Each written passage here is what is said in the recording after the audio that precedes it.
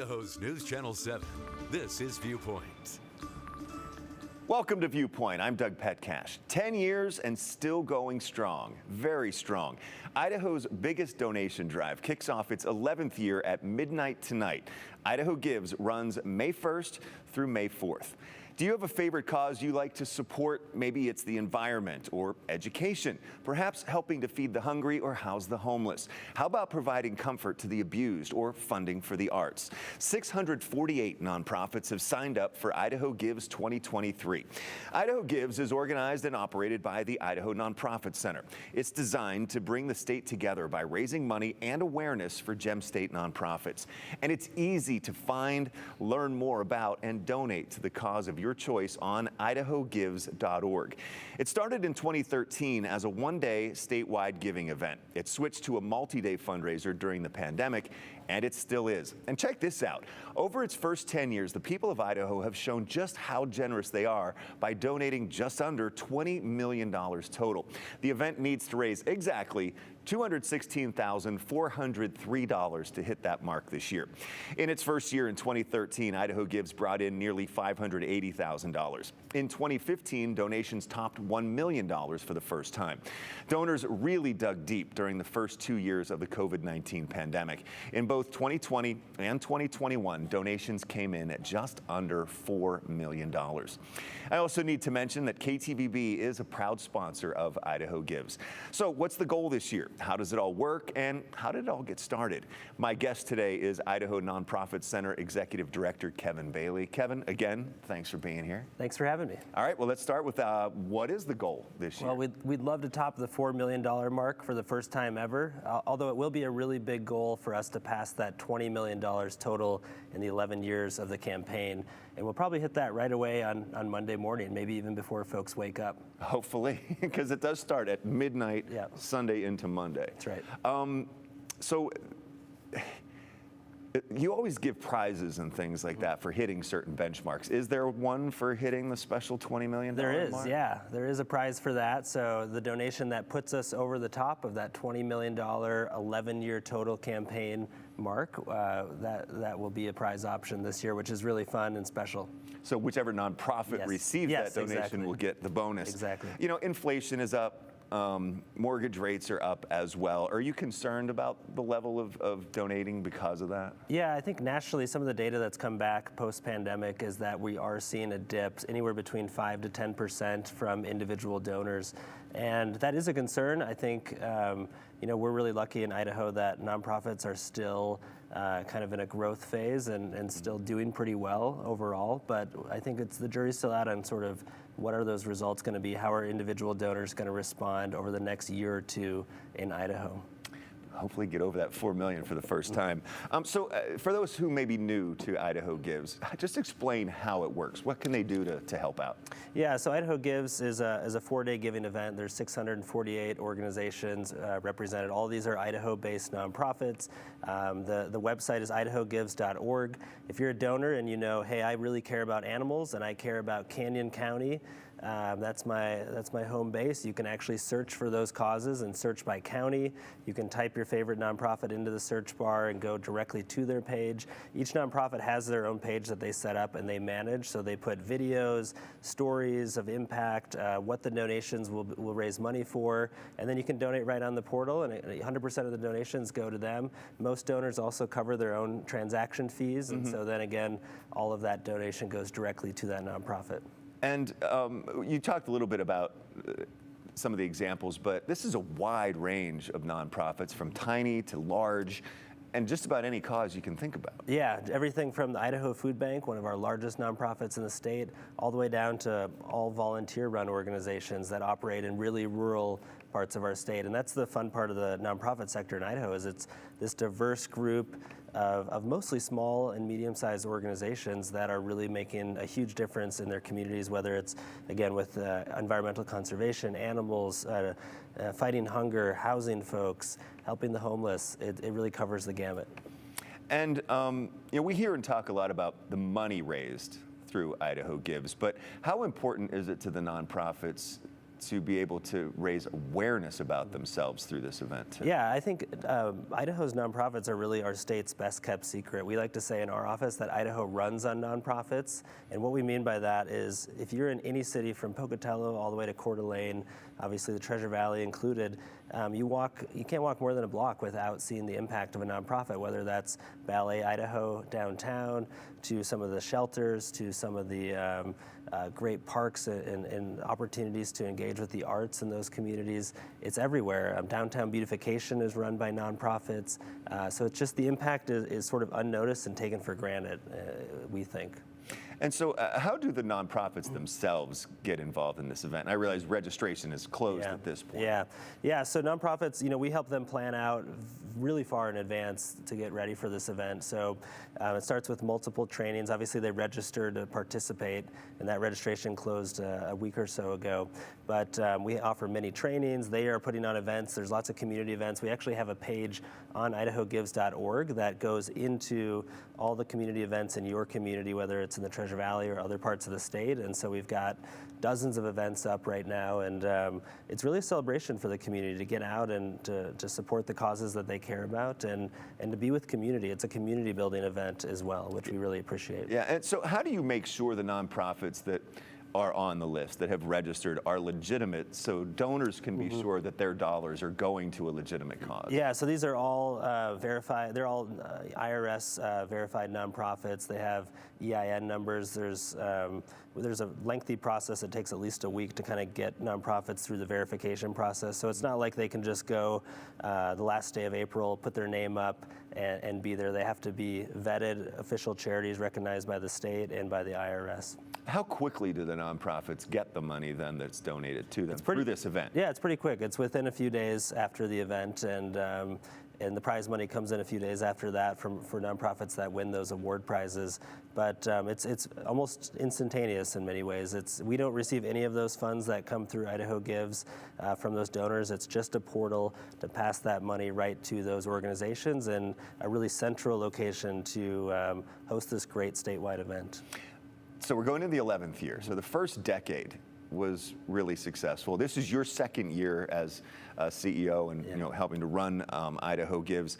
How do you feel about the level of generosity that we've seen in this first decade? Yeah, I think it's been amazing. I mean, I'm a fairly new Idahoan still. I think I've been here just shy of 5 years, and Idaho, there is an Idaho way, and that's kindness. It's helping your neighbors. It's a spirit of individualism, and a lot of these nonprofits do, it's that spirit of can do, but it's also that realization that we need community to be successful. We need each other to be successful.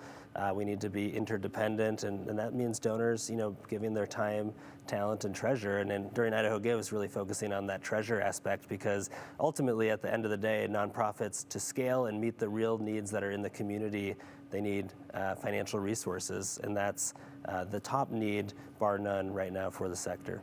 It seems like, over the course of the pandemic, people were really generous through Idaho Gives, but also just throughout those couple of years where they really opened their hearts, their wallets, dug deep in their pockets to help out nonprofits. Are you seeing that leveling off? Because that was really top of mind at that point. Yeah, I mean, in the last few years of Idaho Gives data, it has plateaued a little bit in that $3.7 to $3.9 million. So we're really close to topping that $4 million mark, which we'd love to see. We know more folks are moving here to Idaho. It's the second fastest growing state, I believe, in the last census data. And so there's more donors here. That's the good news. More need, too. That's right. There's more need because there's more pressure on those resources, whether it's housing, access to our trails, the arts, museums are busier. So we do need to introduce those new folks to these great organizations in our community and encourage them to get involved. Hopefully they'll volunteer. Hopefully they'll also give, and Idaho Gives is a great way to introduce them. And they'll see the ads, of course. They'll see the social media posts from organizations, and then we just hope they give a few bucks and support their community and their favorite causes.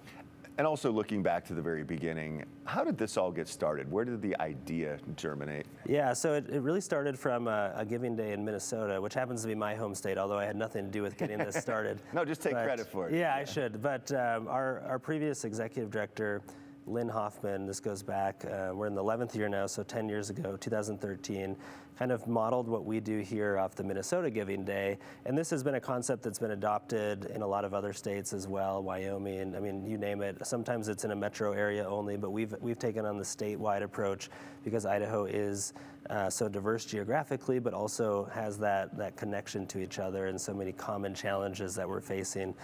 So it's really grown, as you've shared in the intro. It started off kind of humble and small. It was a few $100,000, and now we're nearly 4 times that. I think you said $500,000 in those first years, and now we're almost topping $4 million, and we'll hit that $20 million total raised. And most of that's come in the last 4 years, which is really impressive. I think we've now sort of reached people's consciousness where they know about Idaho Gives, and it takes a while to build that up, but we're there now. And then every year you got to get out and remind people. Yes, exactly. And that's why we're doing this show today, is to help get that word out, because it is so important right now. There is still such a huge need in our communities. Yeah, absolutely. The need, we have a State of the Sector report that the Idaho Nonprofit Center puts out, and over half of nonprofits said they could not meet the demand on their services currently, which means they don't have enough capacity, whether it's rehousing folks, whether it's maintaining our trails, whether it's childcare and early learning opportunities, not having enough seats for the demand of folks that need that childcare. They can't meet the need. And how do you meet those needs? It's resources, right? It's more talent on your team, and to do that you need to hire more people, you need more money, and Idaho Gives is a great way to do that. All right. Kevin, we're going to take a time out right now, but next, coming up, Idaho Gives is a 4-day event. What does the Idaho Nonprofit Center do the rest of the year? Up next on Viewpoint, the mission of the Idaho Nonprofit Center. We so amazing. The stylish Chevy Equinox RS and Chevy Blazer RS. So captivating. You don't have to be an influencer to be an influencer. The RS family of Chevy SUVs, definitely worth a follow. Get 1.9% financing plus make no monthly payments for 90 days when you finance with GM Financial on all 2023 Equinox models, or get $1,500 cash allowance on all 2023 Equinox models. See your Treasure Valley Chevy dealers today.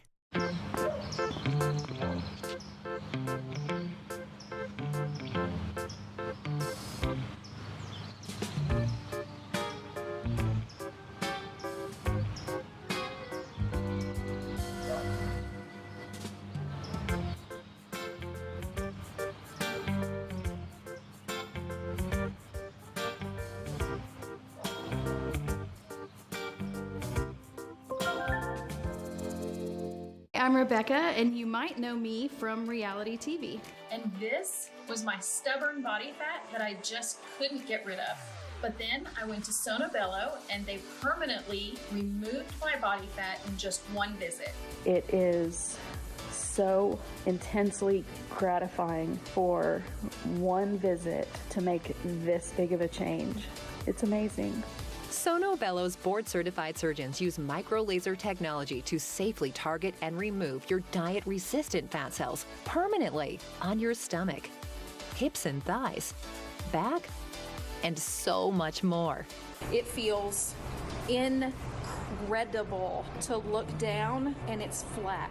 Thank you again, Sono Bello. I'm so happy. Schedule your free, no-obligation consultation and find out how you can get $250 off instantly.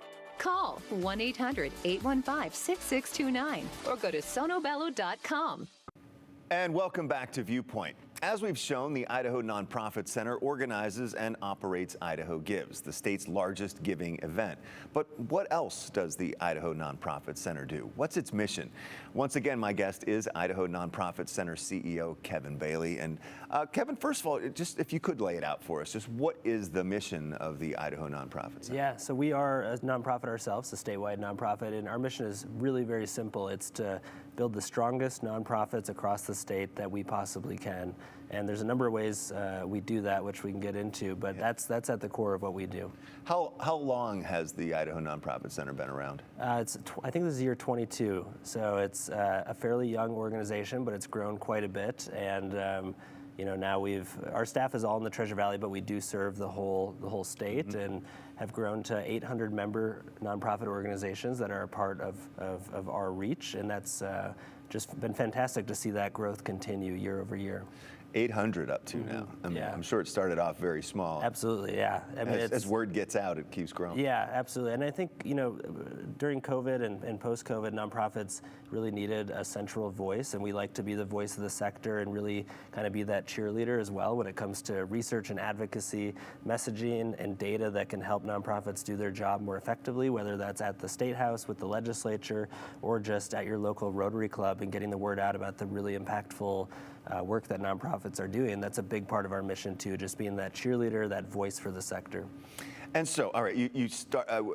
How do you and your staff carry out that mission that you laid out? Yeah, so capacity building is a fancy word. It just means we help your organization be more effective, and we really focus on 4 key areas of nonprofit effectiveness. That's board governance, which is essential to every nonprofit organization. Having a strong board, a strong executive leadership position is key.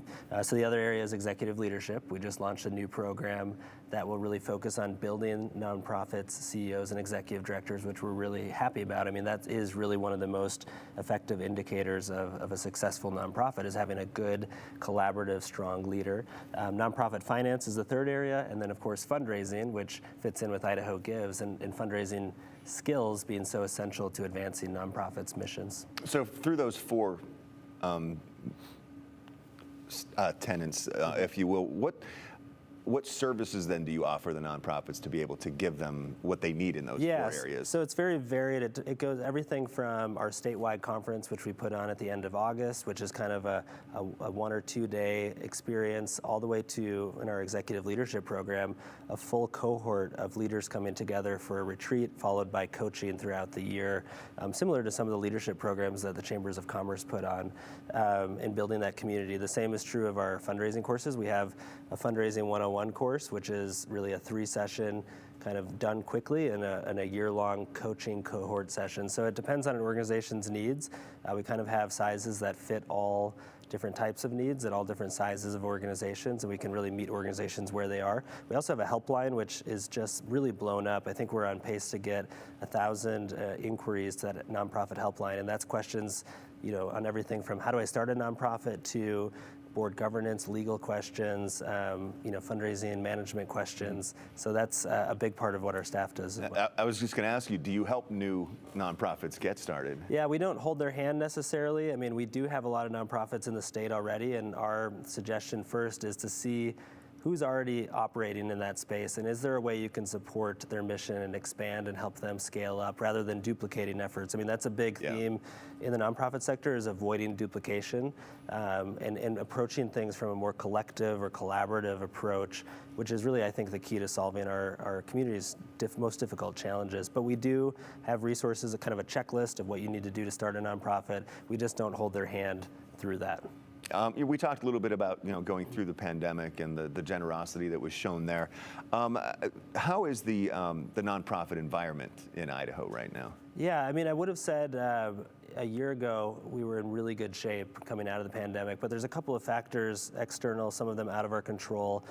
One is the fiscal cliff from federal funds. We had a lot of COVID resources that were there to meet housing needs, food security needs. Some of those resources are drying up now, and those grants are now expiring. And nonprofits are having to figure out how to shift that funding, because the need and the demand, the line out their door is still the same as it was a year and a half ago. But they don't have those resources to rely on, and some of those resources have helped them scale up and almost double in size to serve those community needs. So they're going to have to go to individual donors and say, help us, or foundations or corporate partners, say, help us meet the need. Here's the line out our door. The other is sort of the legislative environment around nonprofits. I think we're seeing more and more in other states, and it's trickled into Idaho. More of an unfriendliness, perhaps, is the best way, or maybe nicest way to say it, in terms of environment towards nonprofits. And there are some things, we really want to do a good job of educating legislators that nonprofits save taxpayer dollars. It makes nonprofits help government stay smaller and help us do the work that we need to do in communities, whether that's housing people, environmental conservation, all the essential kind of needs that our community has. Basically because government wouldn't then have to fund and carry out that work. Exactly. Where nonprofits are really effective, they're the last mile service providers, and government doesn't have to duplicate or do those things. That message isn't always known or heard yet, and I think we're working really hard to get that message out there. So we hear new ones popping up, ones that have been around for a long time that are healthy. Do you also see, how much and how often do you see nonprofits fail, and why? Yeah, it's pretty rare to see a nonprofit, completely go away. But, the biggest risk factor for nonprofits is really around that board governance and executive leadership, and especially during succession times. How does a board plan for a new executive director, or maybe they have someone retiring who's been there for 15 years, and they've left the ship, rightly so, to that really expert leader who's done a great job. But now that person's retiring, they need to make a plan, and maybe the board hasn't thought through that all the way. And that's something that we help with in terms of helping boards have the skills to do that work effectively and plan ahead. But that's one of the biggest risks, honestly, is that turnover, and that goes to lower level staff positions as well. We know there's been huge pressures on wage due to inflation, and so nonprofits are having a hard time keeping their staff because our wages typically are lower than the private sector and even the public sector, and staffers are leaving for better paying jobs or better benefits, and it's hard to keep up with that. And that's the only way to solve that problem is either we offer less services and do less with less staff, which is not an ideal situation, right, or we raise more money. And again, Idaho Gives is a great opportunity for that as well. Well, just with the few seconds we have left, I'll give you that opportunity. What's the message you'd like to share heading into Idaho Gives that starts again tonight at midnight? Yeah, the message really is simple. We believe Idaho runs on nonprofits. Our communities are great because nonprofits are here and they're thriving. So if you have the means, please donate to nonprofits. Nonprofits are a huge part of what makes each of our communities a great place to live, a great place to raise families, a great place to recreate in. And again, we love Idaho because of the great nonprofits. Kevin Bailey with the Idaho Nonprofit Center. Thank you so much for laying that out for us today. If you'd like to give, again, it's idahogives.org. We'll have a lot of coverage and reminders about all that throughout the week here on KTVB. Kevin, thank you. Yeah, thank you very much. All right, well, we all know there has been a lot of construction in the valley in recent years, but one construction project in recent days caught our eye and the eye of others. We just had to look a little higher to see it. Next on Viewpoint, an Osprey Abode in an unlikely spot.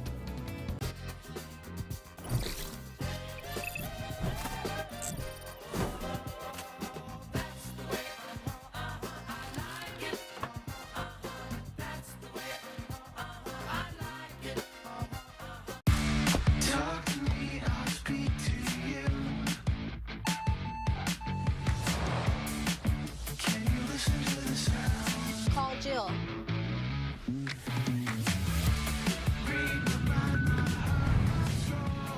It's your journey. Own every mile in the Hyundai Santa Fe with America's best warranty. Get 0% APR on the Santa Fe, plus $500 bonus cash. See your Bronco Motors Hyundai dealer. Thanks to Les Schwab Tires, I'm a confident backseat driver, but Mom's a little stressed about spending. Remember, deep breaths and watch your speed. Even though we're watching our wallets, Les Schwab is still watching out for our safety. So let's earn here. During our spring tire sale, we watch out for your wallet too. Save up to $175 when you buy select tires with financing. Les Schwab Tires. Make your first move with battery power made by Steel.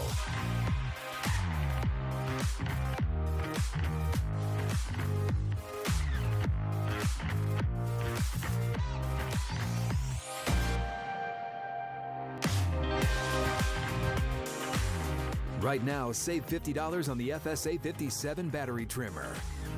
Real Steel. Find yours.